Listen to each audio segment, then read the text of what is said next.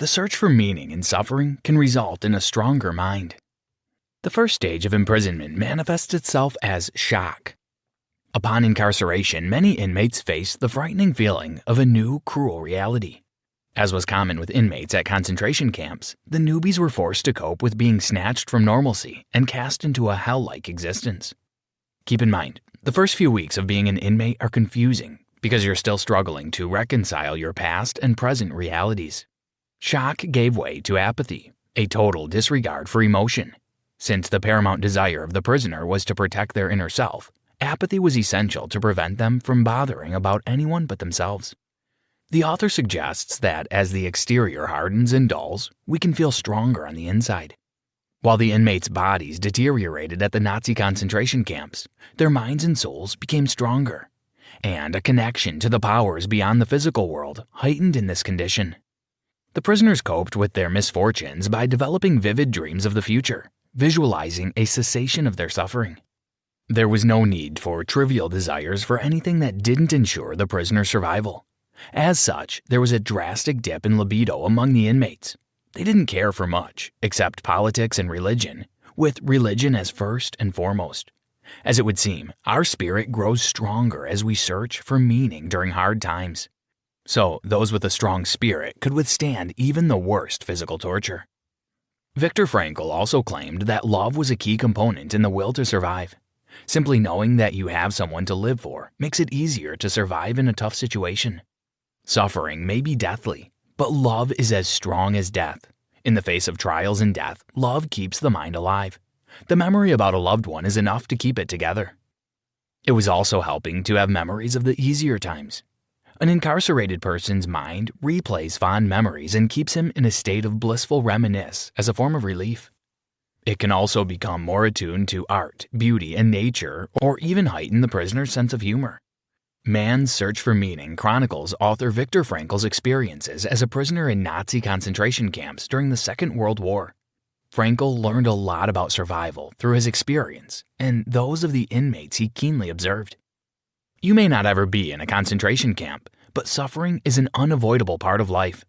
Frankl took notes of the traits and beliefs that made some inmates survive the harsh conditions and others couldn't withstand. And after leaving the camp, he taught others these principles. Now it's your turn to learn them. This summary will show you what to do in an emotional crisis and how to find meaning even in pain. Those who have a why to live can bear with almost any how. Viktor E. Frankl. Chapter 2.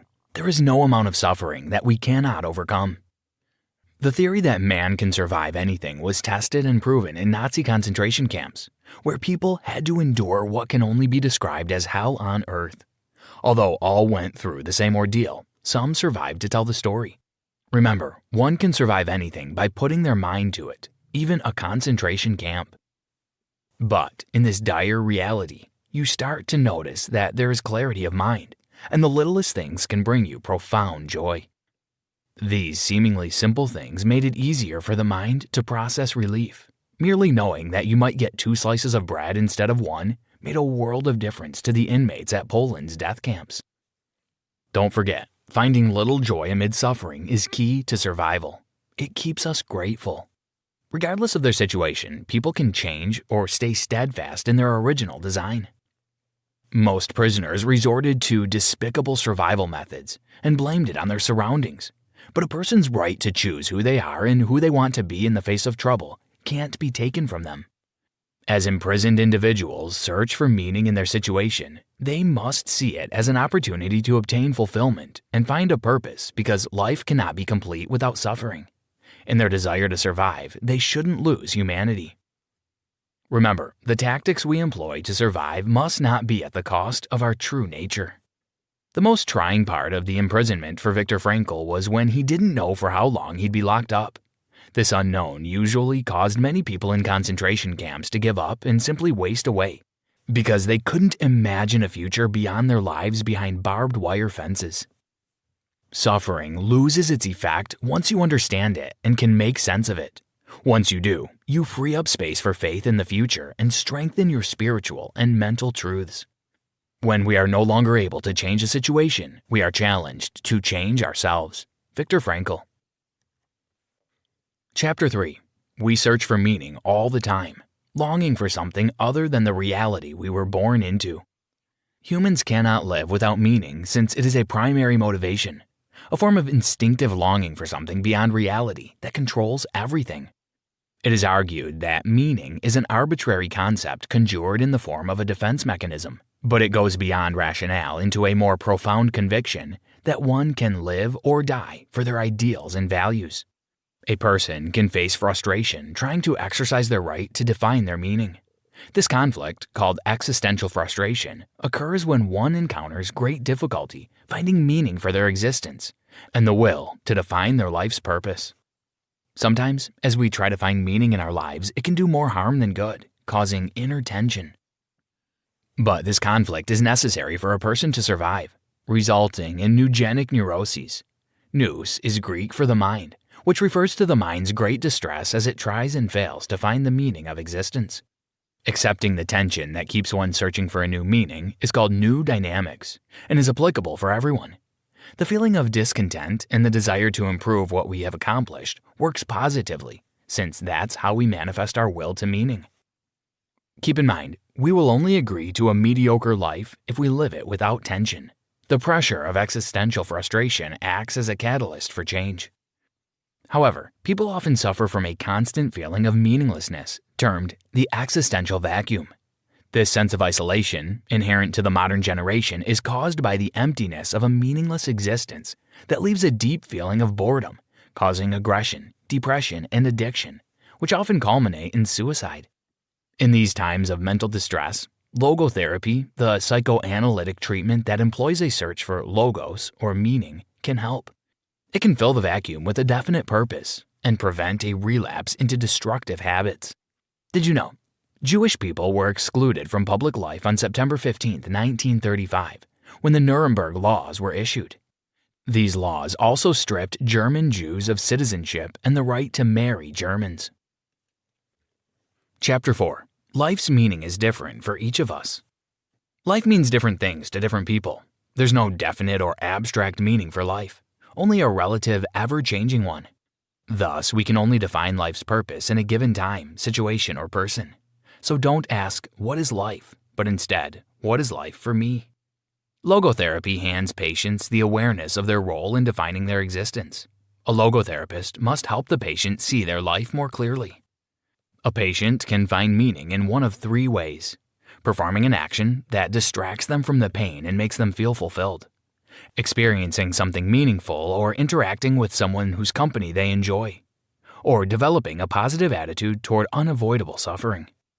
A patient can find meaning when acting on or experiencing culture and nature, or interacting with someone by loving them.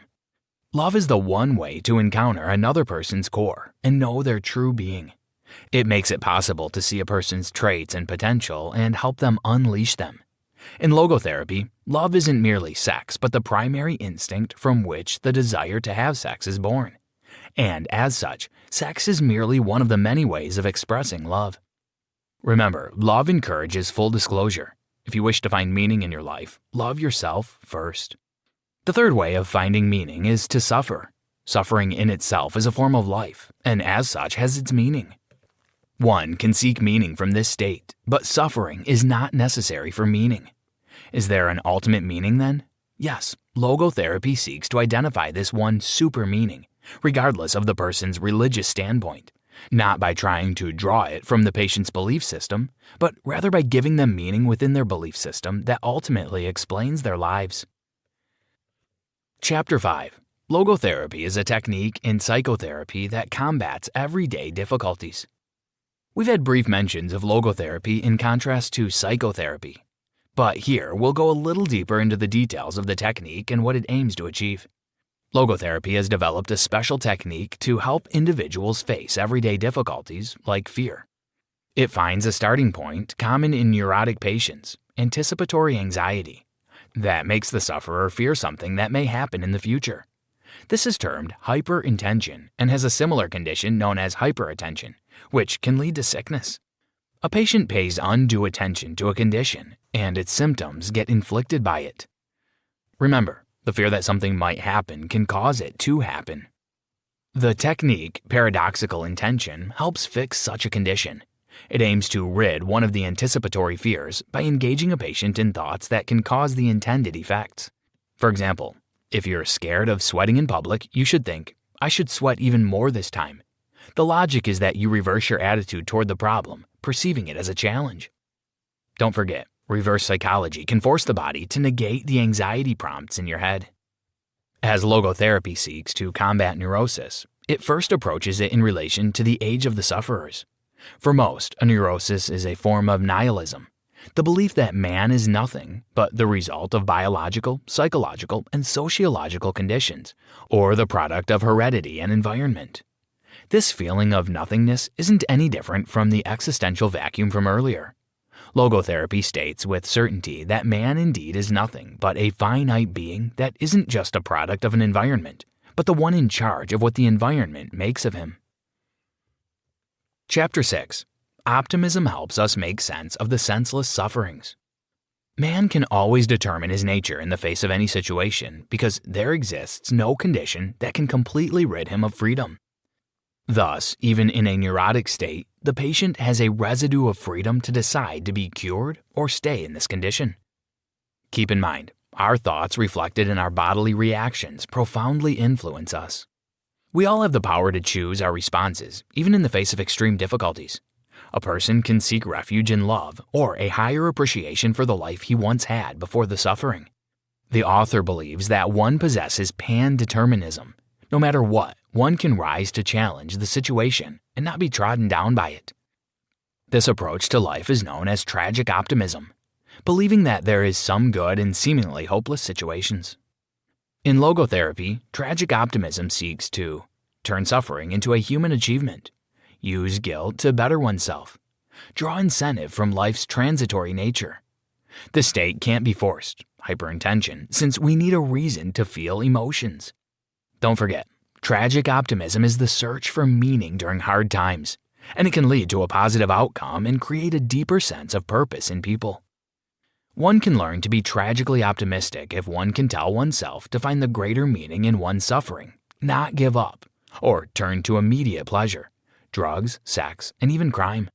The logotherapist must help a patient find their remaining part and reinvigorate it, replacing the void that eats away the soul. Conclusion. We are confronted with unpleasant moments in our lives daily, or for some like the prisoners of Auschwitz, we live a life of suffering. How we react to these circumstances is entirely up to us. No matter how dire, a situation cannot change who you are and will be, so you must seek the meaning of this life yourself and make peace with it now. Envision a future for yourself beyond suffering. A life devoid of meaning or desire for a future will make you burn out soon. The inmates of concentration camps were subjected to the worst conditions possible.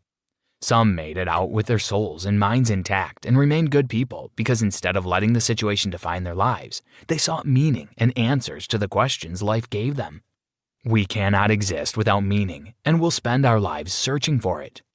It is important that we don't get trapped in the cycle of distress associated with the existential crisis we face. The trick is to realize that there's no fixed meaning to life. So you should create this meaning for yourself. You are the captain of your ship. Don't perceive suffering as an unnecessary part of life because pain helps us grow. However, aggravating events test our personalities since we face the choice to stay kind or do bad things to avenge the circumstances. Remember that we always have the freedom to choose how to behave. When we are no longer able to change a situation, we are challenged to change ourselves. Viktor E. Frankl. Try this. Tragedies are normal parts of life, and we will all have our fair share of them. But we can learn to respond in positive ways, like practicing tragic optimism. When faced with challenging and painful life situations, tragic optimism is all about finding hope and meaning. Another related tragedy for surviving pain is holding on to your closest and most meaningful relationships.